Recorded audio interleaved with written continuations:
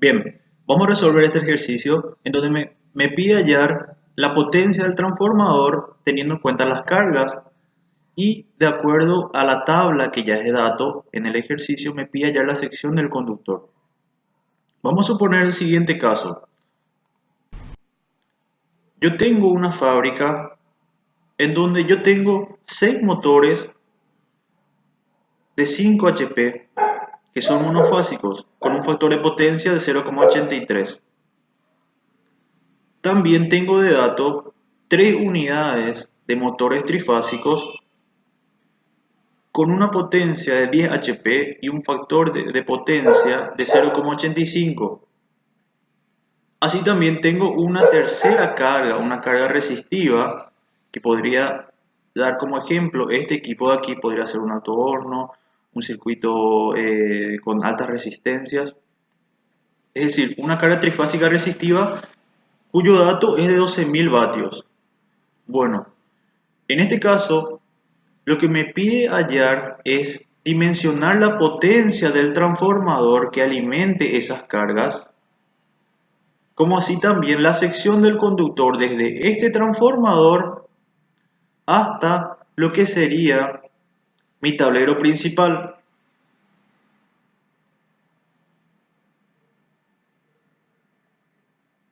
Bien, para resolver este ejercicio vamos a hacer lo siguiente. Calculamos las potencias activas, es decir, la suma de las potencias instaladas de todos los equipos, 6 unidades, teniendo en cuenta que un HP es 745 vatios, tenemos un valor de 56.700 vatios. Así también hallamos la potencia reactiva, teniendo en cuenta el triángulo de potencias, hallamos la potencia reactiva con un valor de 28.864 voltios amperios reactivos. Con eso hallamos la potencia aparente para dimensionar nuestro transformador. Como resultado tenemos 64 kVA aproximadamente, con un factor de potencia de 0,89.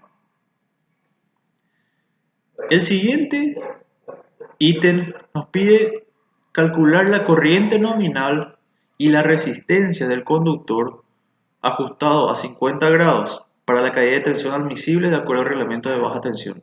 Bueno, teniendo en cuenta esto, que de acuerdo al reglamento de baja tensión nos dice 10% de la tensión nominal. Es decir, que un 10% de 220 voltios tenemos una caída de tensión admisible de 22 voltios. Con esto tenemos que si hallamos la corriente nominal para una carga monofásica, es decir, la carga trifásica la dividimos entre 3, suponiendo un sistema equilibrado, entonces con esto tenemos un valor de 0,256 ohmios de resistencia del cable. Pero ese valor es para 20 grados. Entonces lo ajustamos utilizando la fórmula, teniendo como dato el valor de alfa de 0,00347 y el delta T igual a 30 grados, tenemos como resultado 0,282 ohmios. Con esto pasamos al ítem C, donde tenemos 3 fórmulas para hallar la sección del conductor. ¿Sí? Entonces, la primera fórmula, multiplicamos el valor de ρ, que es dato, por la longitud sobre la resistencia del cable. En el segundo ítem, en la segunda fórmula, tenemos para una carga monofásica un valor de 5,31 milímetros cuadrados. En el caso de una carga trifásica, tenemos un valor de 5,34 milímetros cuadrados.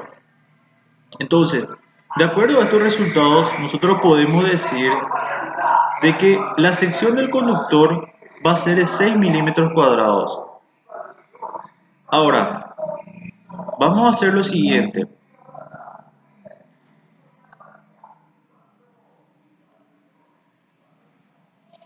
Si nosotros analizamos por caída de tensión, multiplicando la corriente nominal por la resistencia del conductor ajustada, nos sale un valor de 24,3 voltios. Es decir, que supera nuestra nuestra caída de tensión admisible de 22 voltios, es decir, no cumple con el reglamento de baja tensión de antes. Entonces, calculamos el valor de esa resistencia en ohmios por kilómetro para la temperatura de 20 grados. Es decir, tomamos como máximo 0,256, que fue nuestro valor ajustado, ¿sí? Por la longitud de dato, como nosotros queremos en ohmios por kilómetro, tenemos un valor de 3,2 ohmios por kilómetro. Con esto nos vamos a la tabla que nos fue proveída en el ejercicio, en donde tenemos que el valor de la resistencia, en la columna resistencia a 20 grados ohmios por kilómetro, nuestro valor de 3,2 va a estar entre la sección de 6 milímetros cuadrados y la sección de 10 milímetros cuadrados. Entonces podemos probar con ambos. Evidentemente para la sección de 3,3, como es mayor, no me va a cumplir, hay muchas posibilidades de que no me cumpla. Entonces, para asegurarlo, yo tomo el de 1,91, es decir, el menor a mi valor obtenido. Entonces, con ese valor de 1,91, yo hago la comprobación. 1,91 por la longitud que es dato, dividido 1000, 0,152. Lo ajusto nuevamente para un valor de 50 grados y tengo 0,167 ohmios. Con eso tengo una caída de tensión de 14 voltios, es decir, de que cumple con el criterio de ser menor a la caída de tensión admisible. Si hago la comprobación con el calibre de 6 milímetros cuadrados, vamos a tener como resultado que es 25 voltios mayor a 22 voltios.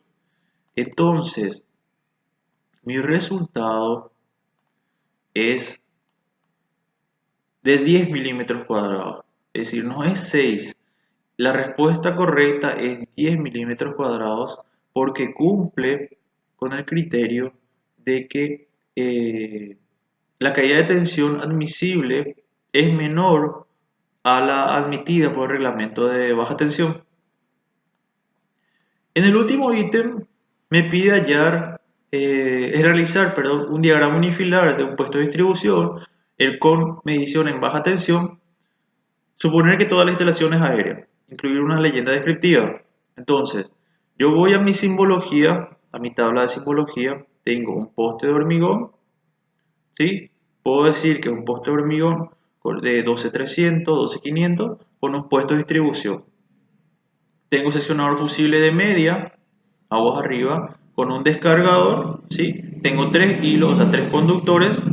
Agua abajo tengo un seccionador de baja tensión y tengo una salida de 4 conductores, ¿sí? Porque mi transformador recibe 3 conductores de media tensión y saca 4 conductores para tener la posibilidad para obtener fase con neutro y fase con fase.